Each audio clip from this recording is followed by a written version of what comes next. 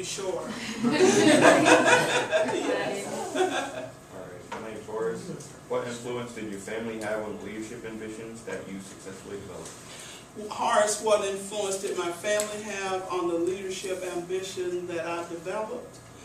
My parents were working class people who always stressed for us the value of an education. And their advice to us was to get it in your head. If you get it in your head, no one can take it out. They also impressed upon us the notion of service, of giving back, of making a difference wherever you are, this notion of sharing. And they also impressed upon us, and I came from a big family, there were 7 of us.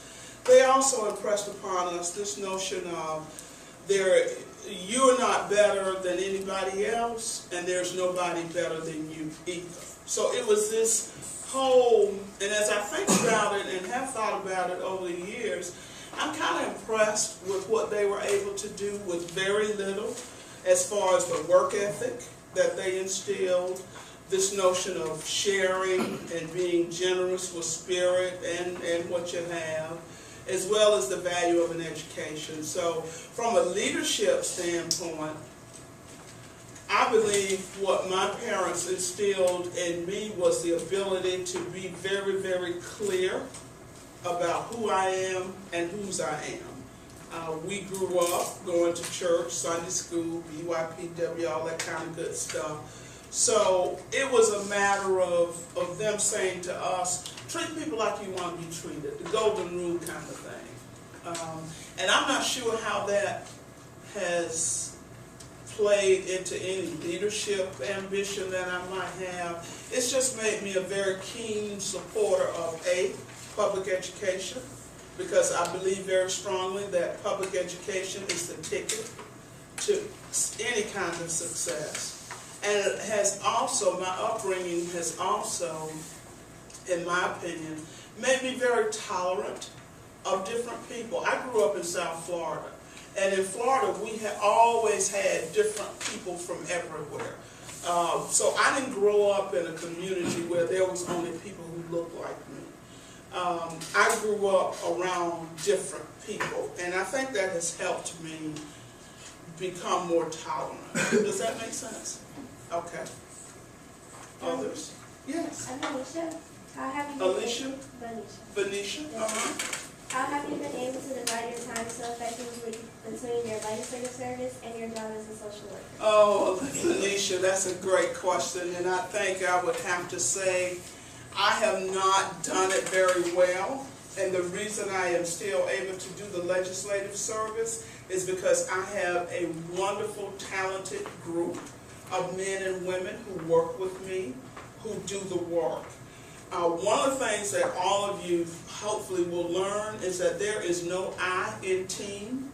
If you're one of these people who think you can do everything by yourself, please rethink that.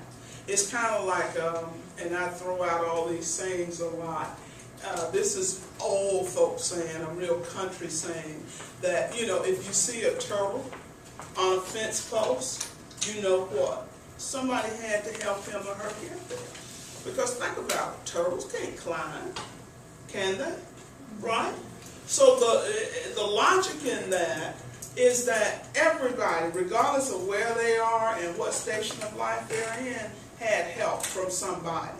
Whether they acknowledge it or not, they had help. I think it takes a real big person to acknowledge others and to not make it look like, oh, it's all about me, you know, that kind of attitude. So I'm able to do what I do because I've got good people who I work with, who are committed to what we do, the service we provide, and they work really hard 6 months out of the year while I am in session.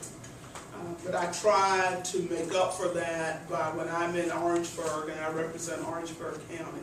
When I'm in Orangeburg on Mondays and Fridays, I work really, really hard, or at least in my mind, I'm working really, really hard to try to make up for the fact that I'm gone 3 days out of the week.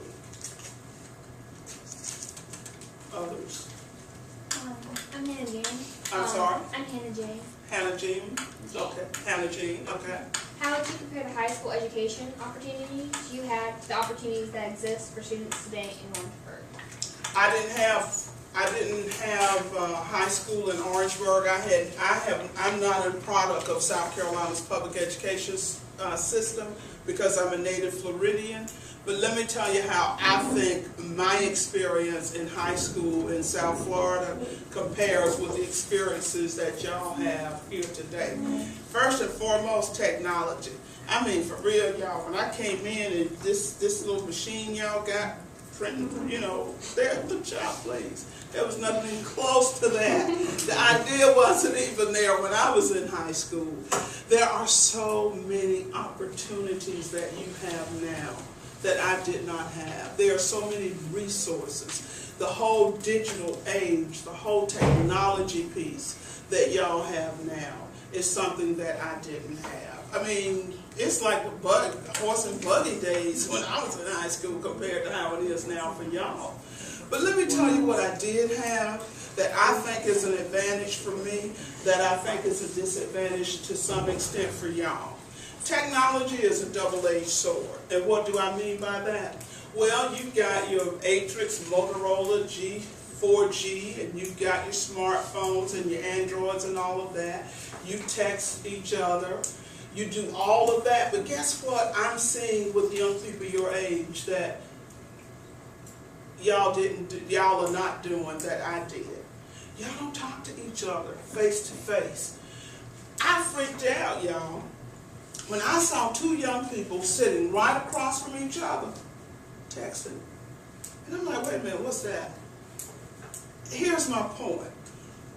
Technology, to some degree, has caused you to lose out on the art of conversation. I serve in the General Assembly. I love conversation. I enjoy talking. You know what I've noticed in the General Assembly?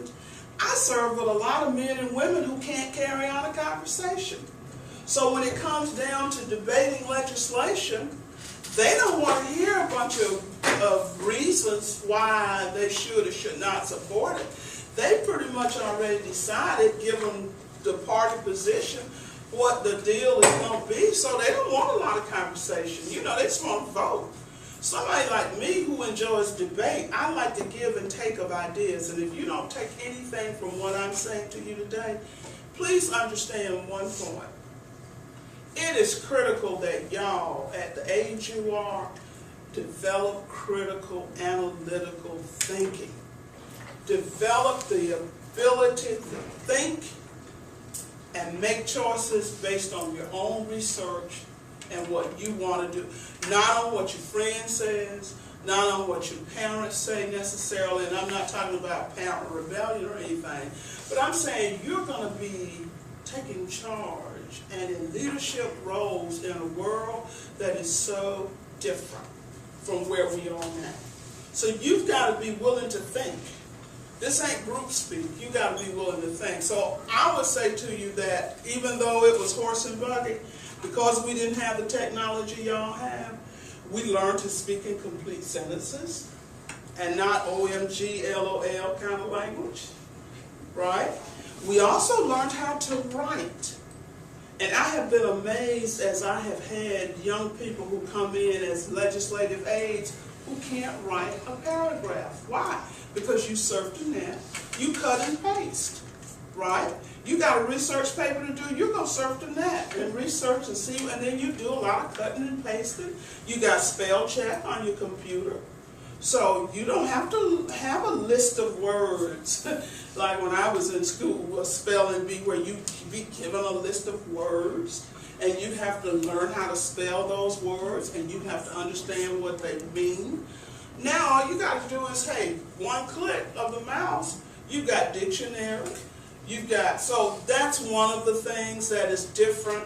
And I just would encourage all y'all to just talk to each other. Learn how to communicate without your phones, without texting, because in the real world, you're going to have conversations. You're going to have to explain things. And you're going to have to explain things in sentences, not text language. Anybody else? Yes. Marshall again. Yes, sir. Why is or isn't school